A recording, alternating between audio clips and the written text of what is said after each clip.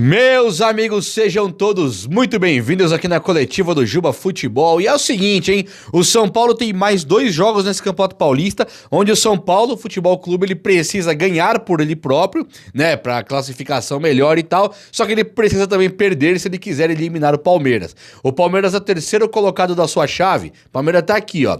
Tem São Bernardo e Ponte Preta nas primeiras colocações do grupo do Palmeiras. E são, por coincidência, os 2 times que o São Paulo pega agora na final, nessa final da fase de classificação do Paulista. O técnico, Luiz Zubeldia, ele segue pressionado, mas hoje eu não vou abordar isso aqui não, tá? Nós vamos trocar uma ideia do que vai ser do São Paulo agora, nessas próximas 2 rodadas, e o que esperar do São Paulo nesses confrontos de quarta de final, semifinal do Paulistão, beleza? Tem um caso Rames Rodrigues bastante interessante aí, mas muito interessante mesmo, números dele. Você aceitaria Rames Rodrigues no São Paulo de novo?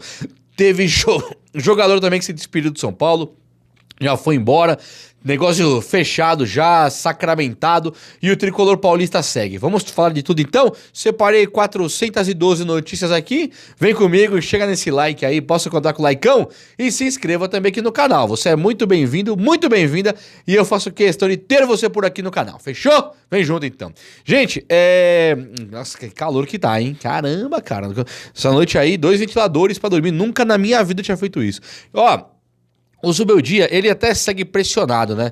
Só que ele é o técnico que deve ficar agora no São Paulo até esse Campeonato Paulista. Digamos que o São Paulo consiga se classificar, já tá classificado, se consiga se classificar aí, pega na próxima fase e perde o jogo e aí sai. Aí a situação do Zubeldia, ela pode até mudar. Mas agora, com o time classificado, não vai ter mudança não. O São Paulo até poderia contratar um técnico agora, só que assim, é muito difícil. O São Paulo teria que perder pra Ponte Preta, perder pro São Bernardo e ainda assim jogando sem vontade, sabe? Porque você se perde. A torcida tricolor, na sua grande parte aí, não todos, mas grande parte da torcida tricolor não quer ver o Palmeiras classificado nas mãos do São Paulo, né? O São Paulo classificando o Palmeiras. Então se perder agora, é o momento de perder. Não era contra o Red Bull, né? Não era contra o Santos.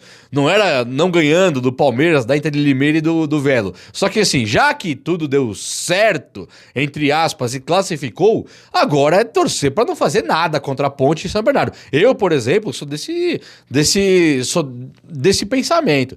Por exemplo, você fala assim, mas não tem ética nisso, né? Você vai torcer pro São Paulo perder pro São Bernardo e Ponte Preta pra eliminar o Palmeiras? É isso mesmo. A Ponte Preta e o São Bernardo não são adversários à altura do São Paulo na quarta de final, na semi e na final. O Palmeiras é, só que ainda é um jogo, ainda é um esporte competitivo, ainda é uma brincadeira, nós temos que levar isso na brincadeira. Você pode eliminar o rival, por que não? Eu gosto sim. Eu sei que o que eu tô falando aqui não vai ficar legal pra muita gente, vai ter corte aí, colocando, não tem problema. Eu tô falando muita verdade aqui pra vocês. Pra mim, se eu sou técnico ou presidente, elimino o Palmeiras agora.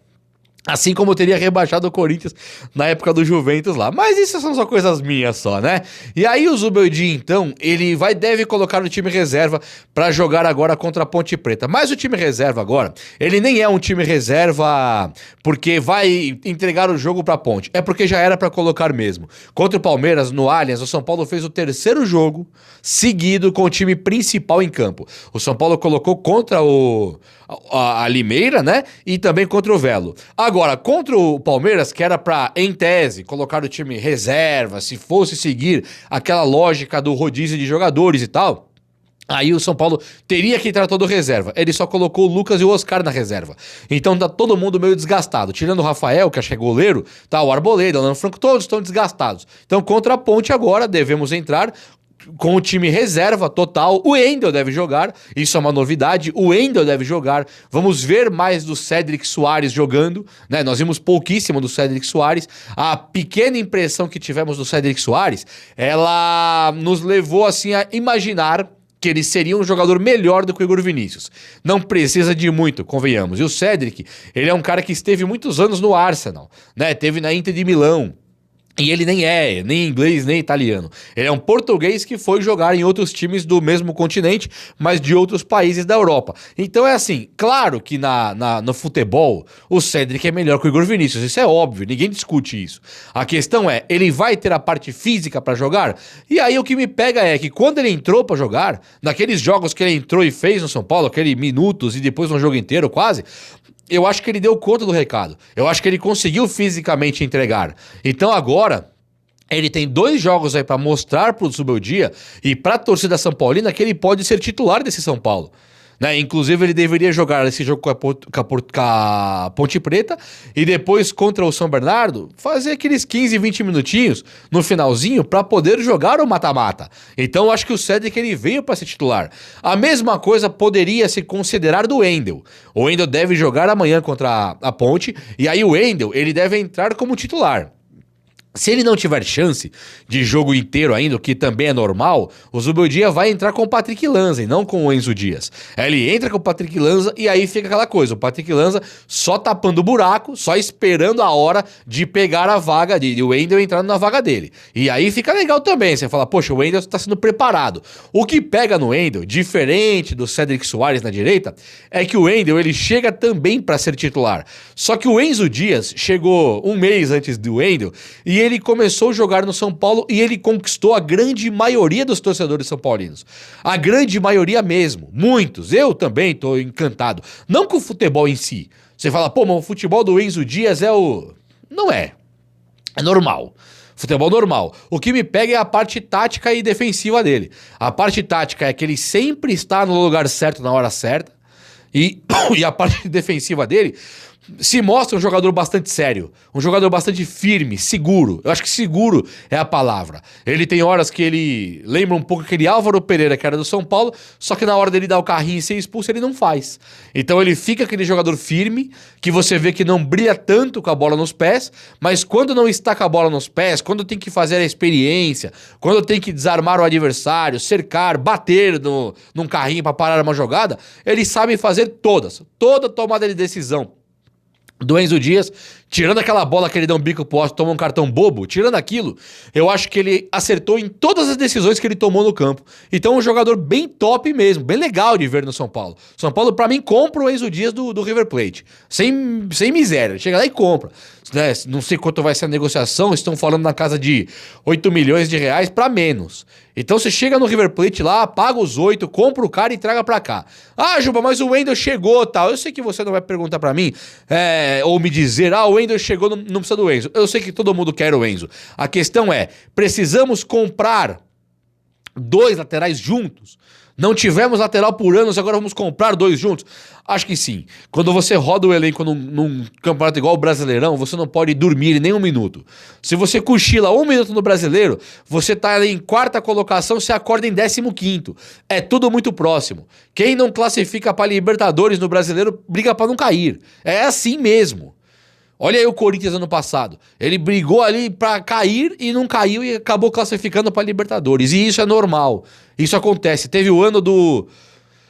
Acho que foi um ano do Rogério Ceni ou um ano antes, que o São Paulo também brigava pra não cair. Dali a pouco ganhou 2 jogos, ele estava... Não foi um ano antes, eu acho, do Crespo. O Rogério Ceni quase colocou o São Paulo na Libertadores, acho que foi isso. O Crespo brigando pra não cair, sai o Crespo entre o Rogério, o São Paulo começa a ganhar alguns joguinhos poucos e estava quase brigando por Libertadores. Então isso acontece. É por isso que no Brasileirão você tem que ter rodízio e elenco bom. Porque você não pode cochilar em nenhum momento. E nós cansamos também de ter títulos de Copa do Brasil, de Libertadores ameaçados e até eliminados do São Paulo, porque o jogador fulano de tal estava jogando, machucou na última hora, perdemos o cara, e aí? Né? O ano passado, arrisco dizer que tudo deu errado, tudo mesmo, muito por conta das saídas de Pablo Maia e Alisson. Então fica assim complicado de pensar. E tem que ter elenco. Então o São Paulo acerta em trazer o Wendel, perfeito. Mas, por outro lado, comprar o Enzo Dias acho que é fundamental também. O que você acha?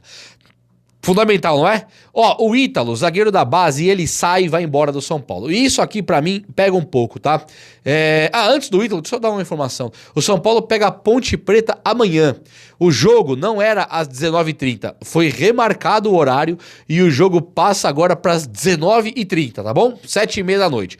Eu faço amanhã o pré-jogo aqui no canal e aí eu trago tudo, horário, escalações, estádio, onde assistir, amanhã eu trago tudo, mas só fica esperto aí que amanhã é 7h30 da noite o jogo do São Paulo. O Ítalo, ele é um zagueiro de São Paulo que foi colocado no time principal e agora ele vai embora e ele se despede do São Paulo. Ele é um zagueiro que estava na equipe de base, ele era titular, até assisti alguns jogos dele. Aí quando chega a notícia que ele vai subir, porque não podia mais ficar na base, né? Aí ele vai subir, vai pro profissional. Quando ele aparece no profissional, acho que ele não jogou nenhum jogo, se não me engano. Se entrou, entrou pouquíssimo. Mas acho que ele não entrou nenhum, acho que não jogou nada. Aí ele faz um post de despedida do São Paulo, como muitos outros jogadores fizeram recentemente. São vários caras indo embora do São Paulo e deixando um adeus aí na rede social. Por um lado, poxa, Alan Franco, Arboleda, Ferrarese, Sabino, né? Onde vai jogar o Ítalo? Faz sentido. Não tem espaço na equipe de base pro Ítalo e muito menos no time principal. O Ítalo não é o Beraldo, talvez, né? O Beraldo, ele é um cara... O Beraldo, o Breno, foram caras que surgiram e, pô, você fala, caramba, cara, dá licença que o fenômeno aí tá passando. Era o Beraldo e o Breno. Não tinha jeito de não usar os caras, né? Não tinha como não colocar pra jogar. O Ítalo não conseguiu. E até a fase do São Paulo é uma fase que ela exige muito do Alan Franco e do Arboleda, principalmente. Porque o São Paulo, com investimento mais modesto, ele vai disputar com Botafogo, que não tem limites para investimento, com Flamengo, que não tem limites para investimento, com Palmeiras, que não tem limites para investimento, Corinthians, que apesar das dívidas não tem limites para investimento. Corinthians é um dos times que mais paga no Brasil aí para jogadores como Pedro Raul, que é reserva, aquele Coronado, que é reserva, tinha vários, né? Tinha Cássio e Fagner, agora foram embora pro Cruzeiro, mas assim, é um time que paga muito para muitos jogadores. Então, o São Paulo, ele não tem essa folha salarial tão agressiva, tão pesada como o Flamengo, o Botafogo, o Corinthians e tal. Então o que o São Paulo precisa agora? Precisa que o Arboleda pare lá o Pedro e o Arrascaeta. O Alan Franco, ele vai ter que parar aí o Paulinho e o Estevão. Então precisa acontecer isso. A experiência do São Paulo vai ser fundamental. Então um cara igual o Ítalo ir embora, ela alerta pra gente aquele problema da equipe de base dos caras que não estão tendo espaço.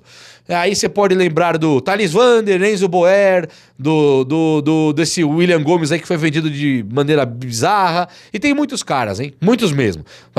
Não vou nem falar do Neverton, como foi embora, porque aí tudo bem. Mas o Vitinho foi embora.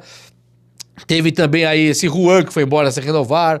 Né? Tem muito cara que vai embora do nada do São Paulo. E isso tá pegando muito. Está pegando muito mesmo. Ó o Pedrinho Vilhena sendo emprestado para time aqui a colar.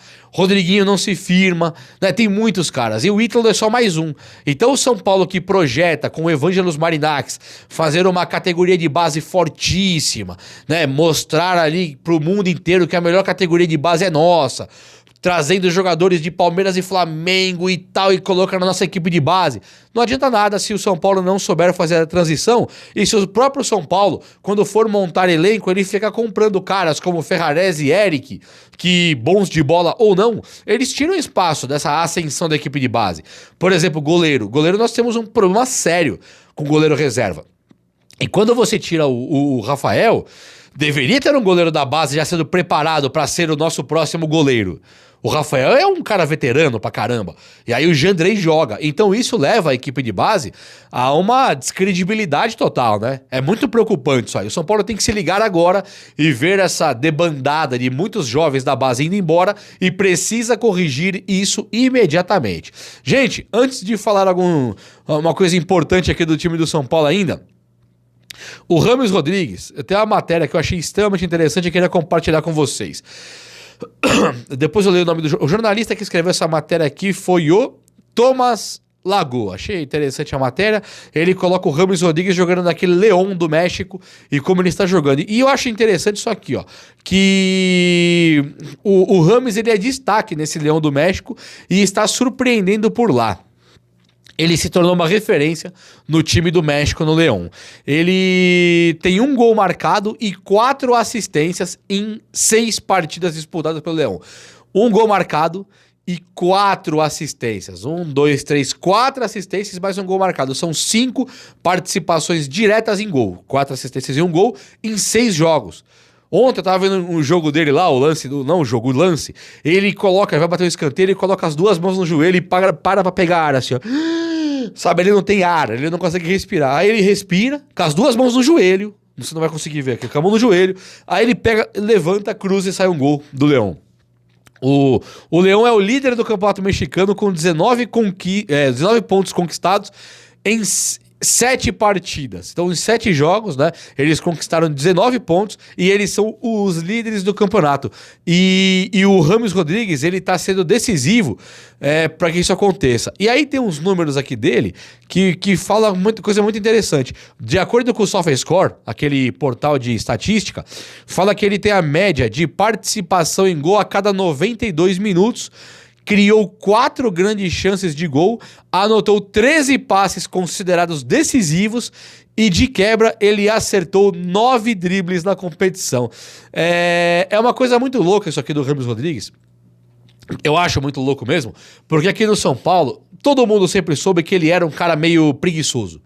Mas ele nunca esteve machucado, tanto que ele ia para a seleção da Colômbia e ele jogava bola pra caramba. Ele era um cara pra criar no meio campo. Ele não é o cara do futebol moderno. O futebol moderno, onde todo mundo tem que correr, marcar e ser todo mundo igual, meio robozinho, tudo meio robozinho que você dá corda no robô, levou o Brasil a tomar 7-1 da Alemanha e o Brasil não se encontra mais no futebol. O Brasil foi copiar o formato europeu de futebol. Ele perdeu a sua essência brasileira de ser e não alcançou a disciplina, o desenho tático do futebol europeu. E nem o porte físico também. Tem time da Europa que tem estatura muito maior que a do brasileiro e eles jogam pra fazer gol de cabeça. Tipo isso. Então o que aconteceu? Nós perdemos a nossa essência. Quando um cara igual o Rames ele vem aqui no Brasil, eu lembro muito do futebol antigo. Lembro das críticas a Benítez, as críticas a Paulo Henrique Ganso. Muitos jogadores que têm essa questão do passe muito apurada, mas que não entregam tanto na parte física. Vem técnicos como, por exemplo, o Zubeldia, o Carpini, caras que não tem nada na vida, nada, e questionam um cara igual o Rames. Eu sei que o Rames talvez tenha merecido ir embora do São Paulo, eu não tô aqui sendo viúva do Rames ou chorando que ele foi embora não, mas ele era um cara extra classe e continua. Se ele foi preguiçoso no São Paulo e mereceu ir embora, é outra história. Estou dizendo que os números dele e os jogos, tanto na Colômbia quanto agora no Leão, levam a gente a parar e pensar, será que quando o São Paulo comprar um craque, tipo Ganso, tipo Rames, um pouco menos o Benítez, um pouco menos o Cueva, caras que não correm tanto, não são disciplinados taticamente, mas que na hora que pega a bola eles jogam pra caramba, se vale a pena ou não você montar um time ao redor dessa genialidade toda. A seleção da Colômbia faz isso com o Rames. E os caras lá estão detonando. A melhor seleção, uma das melhores seleções do mundo hoje. E eu falo isso com total tranquilidade e aceito discussão, tá?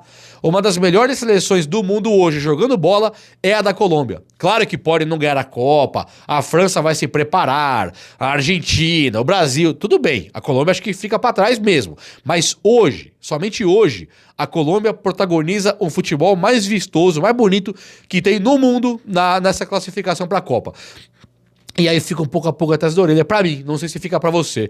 Gente, é isso, o vídeo de hoje foi esse, eu espero que você tenha gostado. Se gostou, chega nesse like aí e nos vemos à tarde, beleza? Então, um abraço, até a próxima, valeu!